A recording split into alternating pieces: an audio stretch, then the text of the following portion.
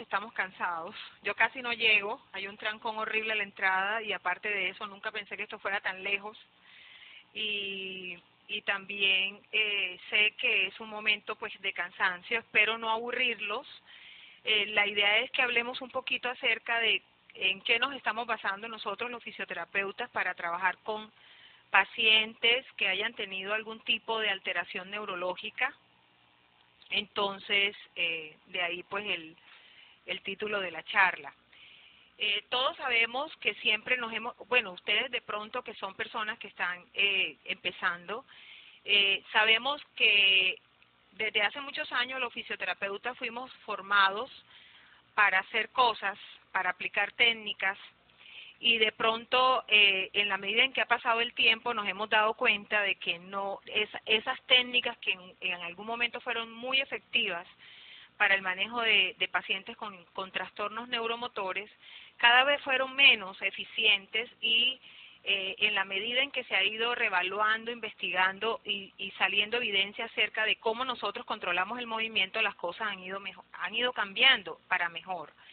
Entonces, sabemos que siempre se ha considerado el sistema nervioso como un sistema flexible, donde hay muchas neuronas, hay interconexiones sinápticas, hay muchas regiones del cerebro que están encargadas de muchas funciones, eh, todo eso para que se pueda generar una conducta motora. Voy a rápidamente a contarles, hice pues un resumen de cómo se ha venido viendo este tipo de, de teorías, y sabemos que inicialmente la rehabilitación neurológica se basó en teorías reflejas del control motor.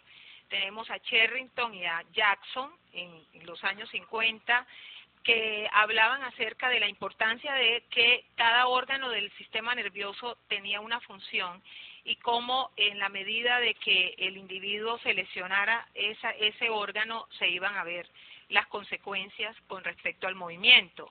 Más adelante, los Bobat, que empezaron a trabajar en su método y en su teoría desde los años 40 hacia alrededor de los años 80, ellos estaban hablando de un modelo que estaba enmarcado en una jerarquía refleja del control motor. ¿Qué significa eso? De que se pensaba en ese momento de que el cerebro era el máximo controlador del movimiento y que todos los niveles del sistema nervioso tenían una respuesta de más primitiva a más selectiva, en el caso de médula, tallo cerebral, mesencéfalo, corteza cerebral. Y los Bobat hablaron o presentaron al mundo un modelo para intervenir a pacientes desde esta perspectiva jerárquica. ¿Qué quería decir eso? De que desde la periferia íbamos a dar muchas sensaciones y a producir respuestas que estuvieran integradas a un nivel cada vez más alto. Más adelante, hacia los años 90, hubo algo bien interesante en el país, y fue que nosotros los fisioterapeutas no teníamos muy claro antes de esa época cuál era el objeto de estudio. Hoy sabemos que es la salud del movimiento corporal humano, y muchas de esas reflexiones tuvieron que ver con los aportes de Bernstein en los años 90, donde dice que es más importante la función que la estructura, y que los niveles, aunque sí hay niveles, ¿verdad?, diferentes en el sistema nervioso, hay también componentes abstractos de movimientos que están inherentes en los seres humanos y que están también participando de esa tarea funcional. No solamente el estímulo externo, sino también lo que nosotros tenemos genéticamente, digamos así, y que ese procesamiento de la información y la selección de las estrategias motoras se iban a organizar alrededor de una tarea en particular. Vemos en los años 2000 a Kirchner, donde describió lo que era convergencia-divergencia, o sea, la capacidad que tiene una parte o una neurona de recibir información de todos lados y enviar información también a todos lados. O sea que la conducta motora no dependía solamente del área motora del sistema nervioso, sino de todo el sistema nervioso. Más adelante, Carson y Reed también hablan acerca de interacciones dinámicas de toda esa población neuronal, y en la medida de que de la gente que trabajamos hace 20 años en rehabilitación neurológica, siempre nos fundamentamos en eso, o sea, había una plasticidad cerebral, se estaban generando estímulos sensoriales, se estaban buscando interconexiones nuevas para producir, digamos, respuestas deseables de las áreas del cerebro que no estaban dañadas, y eso nos hablaron acerca de plasticidad cerebral. En los años 2000 aparece ya muy definido, ya en Colombia también, sabíamos eso, empezó a hablarse de la teoría de control motor, y eso debido a Wallacott, hablaba de que un área específica es parte de un proceso más que de una estructura, o sea que lo que nosotros tenemos que tener en cuenta para el control del movimiento no solamente es una parte del sistema nervioso, sino un proceso, y que ese proceso obviamente dependía no solamente de lo que morfológicamente nosotros tuviéramos, sino también del contexto en el que nosotros estamos funcionando. Ellos hablaron del modelo de procesamiento jerárquico multinivel y describieron la capacidad del individuo de poder doblar su atención para aprender. Entonces empezaron a hablar de lo que fue aprendizaje motor, que hasta ese momento estaba manejado por educadores físicos. Ustedes saben que los educadores físicos también tienen en su objeto de estudio el movimiento corporal humano, pero ellos hablan de la educación del movimiento, nosotros hablamos de la salud del movimiento corporal. Sin embargo, el concepto de aprendizaje motor, que lo vamos a hablar un poquito más adelante, se empezó a tener relevancia en toda la explicación de cómo se controlaba el movimiento en una persona.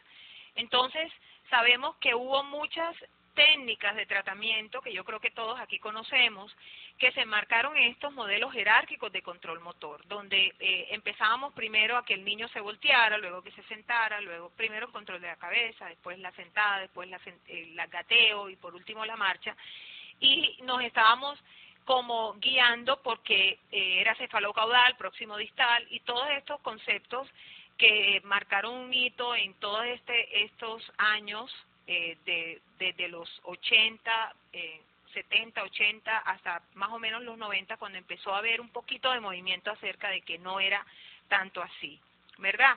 Esas técnicas en algún momento dieron resultado, los niños mejoraban, pero mejoraban con la mano del terapeuta sobre el paciente.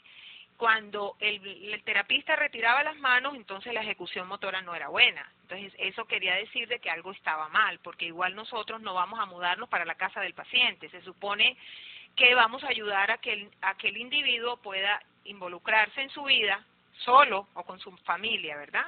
Entonces ahí había un interrogante que en la medida de todas las investigaciones y de la práctica clínica y la experiencia, nos hemos ido dando cuenta de que no hay tal. Entonces esas técnicas fueron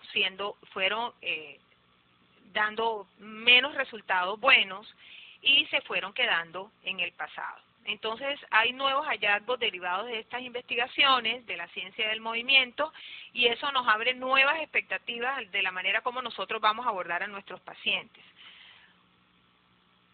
Entonces, ¿cómo el ser humano se controla? ¿Verdad? Es como la pregunta, el cuestionamiento o la pregunta de investigación, cómo el ser humano es capaz de poder apreciar, poder planificar, poder ejecutar, organizar, coordinar, evaluar el movimiento, y no el movimiento como cualquier cosa, sino un movimiento que tuviera intención, que tuviera significado, que fuera algo útil para la vida de esa persona. Entonces, hay nuevas teorías que ya no son tan nuevas, porque estamos hablando de teorías que están enmarcadas en estudios de Bernstein desde los 60, y Bernstein es físico, matemático, ni siquiera fisioterapeuta, y cómo otras cosas están influyendo para que un ser humano se mueva, no solamente lo que hay por dentro, o sea, los sistemas, el sistema nervioso, sino también el ambiente, la fuerza de gravedad, el testimonio de vida que pueda tener un individuo que va a influir de la manera como se mueva. Hoy día sabemos que un niño se mueve de la manera como ha sido manejado desde que nació, y cómo tiene que ver obviamente con las experiencias buenas o no tan buenas que haya tenido el individuo. Entonces, ¿cuál es el papel nuestro en ese caso? Siempre estamos hablando de que nuestro objeto de estudio es el movimiento corporal humano, pero ¿cuál es el objetivo? Pues vamos a tratar de mejorar la calidad de vida. Y de pronto muchas de nosotros siempre dicen, no, nosotros ayudamos a mejorar la calidad de vida de los individuos, pero desde esta perspectiva de control de movimiento tenemos que hablar de postura y movimiento eficiente. Sería lo que va a permitir que un individuo tenga una calidad de vida. ¿Qué hace que haya un movimiento y una postura eficientes? Pues hay muchos elementos, empezando por el alineamiento músculo-esquelético, que va a dar posibilidad de que el individuo pueda tener un equilibrio fisiológico en cuanto a su respiración, circulación, nutrición, digestión, etcétera. Entonces, empezamos por algo bien importante para nosotros, que es el movimiento y la postura, el alineamiento. ¿Qué significa alineamiento? Que haya una relación perpendicular de los segmentos corporales armónicamente, donde hay un centro o una línea media que está siendo la base para que el individuo pueda realizar todos sus patrones motores. ¿Qué pasa cuando no hay una buena postura y un movimiento que no está siendo eficiente? Pues viene la disfunción y por ende el dolor, que yo creo que la mayoría de los oficios sufrimos de dolores y desafortunadamente estamos hablando de algo que no aplicamos, ojalá que ustedes sí lo hagan, y es el uso del cuerpo. Entonces esta disfunción va a conllevar causas patológicas o consecuencias patológicas, psicológicas, traumáticas, y el dolor pues obviamente tiene que ver también con alteraciones que vengan desde el punto de vista respiratorio o por cirugías. ¿Y eso a qué se debe? Pues se puede deber a enfermedades congénitas o se puede deber también a una postura ineficiente. Entonces, ¿cómo ocurre un movimiento eficiente? Entonces, sabemos que hay una perspectiva de sistemas y seleccionistas del control motor. Yo ahora les voy a tratar de explicar muy sencillamente en qué consisten esas perspectivas, pero hoy en día son modelos que han ganado gran aceptación para poder nosotros entender cómo es la conducta motora humana. Volvemos otra vez a Bernstein, que estaba diciendo desde los años 60 que cuando dos o más partes independientes, o sea, músculos o articulaciones, se combinan para formar una unidad funcional o sinergia, esto se llama estructura coordinativa. Sabemos que hay sinergias y que esas sinergias de movimiento se van a organizar alrededor de algo que va a ocurrir. O sea, el movimiento ya no estamos pensando que es resultado de una maduración neurológica solamente o de una interacción del sistema nervioso con el contexto, sino que hay algo que es interesante y yo creo que quiero que sea como el centro de lo que yo les quiero comentar hoy, y es como la función o la tarea funcional o la significancia de lo que yo voy a hacer es lo que determina cómo yo me voy a mover. Entonces, por ejemplo, la unión funcional entre propiedades biomecánicas y estructuras musculoesqueléticas para la función, por ejemplo, en la respiración. O sea, para que una persona pueda tener una buena respiración, necesita que haya alineamiento de la postura, necesita que haya buena flexibilidad de tejido blando, necesita que haya una excelente función respiratoria, obviamente, ¿verdad? Pero también necesita fuerza de músculos posturales, o sea que siempre vamos a encontrar esa unión entre estructuras que supuestamente no pertenecen al mismo sistema, pero que sí están ocasionando que haya una eficiencia en el movimiento. Entonces el control motor ya lo estamos viendo desde otra forma, ya no es plano, ya es algo tridimensional, multidimensional, donde influyen y confluyen muchas cosas que están ayudando a que funcione una persona.